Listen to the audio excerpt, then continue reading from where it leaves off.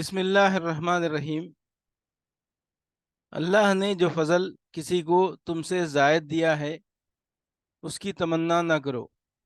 فہرست موضوعات تفہیم القرآن جلد اول، عنوان اخلاقی تعلیمات، صفحہ 347، سورہ نساء آیت 32۔ وَلَا تَتَمَنَّوْا مَا فَضَّلَ اللَّهُ بِهِ بَعْضَكُمْ عَلَى بَعْضٍ لِلرِّجَالِ نَصِيبٌ مِّمَّا اكْتَسَبُوا وَلِلنِّسَاءِ نَصِيبٌ مِّمَّا اكْتَسَبْنَ وَاسْأَلُوا اللَّهَ مِن فَضْلِهِ إِنَّ اللَّهَ كَانَ بِكُلِّ شَيْءٍ عَلِيمًا۔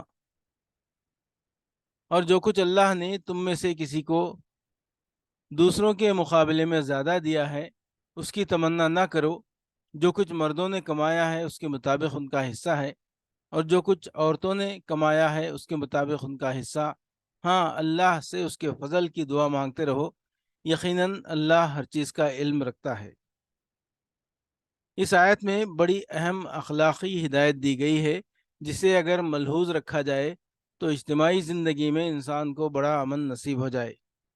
اللہ تعالیٰ نے تمام انسانوں کو یکساں نہیں بنایا ہے، بلکہ ان کے درمیان بے شمار حیثیتوں سے فرق رکھے ہیں۔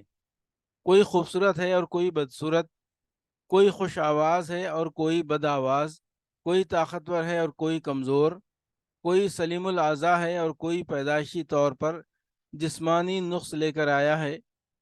کسی کو جسمانی اور ذہنی قوتوں میں سے کوئی قوت زیادہ دی ہے اور کسی کو کوئی دوسری قوت، کسی کو بہتر حالات میں پیدا کیا ہے اور کسی کو بدتر حالات میں، کسی کو زیادہ ذرائع دیے ہیں اور کسی کو کم۔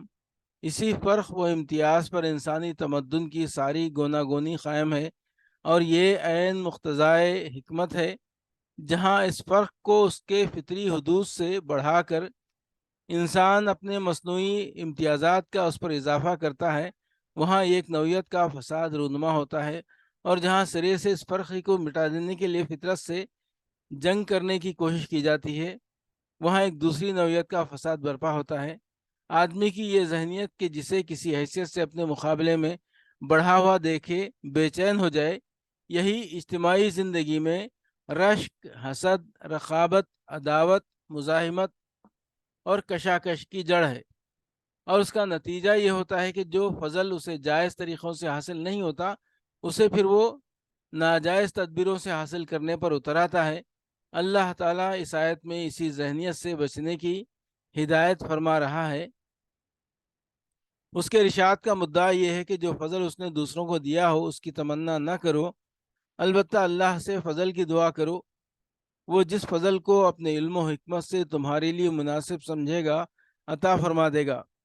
اور یہ جو فرمایا کہ مردوں نے جو کچھ کمایا ہے اس کے مطابق ان کا حصہ ہے، اور جو کچھ عورتوں نے کمایا ہے اس کے مطابق ان کا حصہ، اس کا مطلب جہاں تک میں سمجھ سکا ہوں یہ ہے کہ مردوں اور عورتوں میں سے جس کو جو کچھ اللہ نے دیا ہے اس کو استعمال کر کے جو جتنی اور جیسی برائی یا بھلائی کمائے گا اسی کے مطابق یا بالفعل دیگر اسی کی جنس سے اللہ کے ہاں حصہ پائے گا۔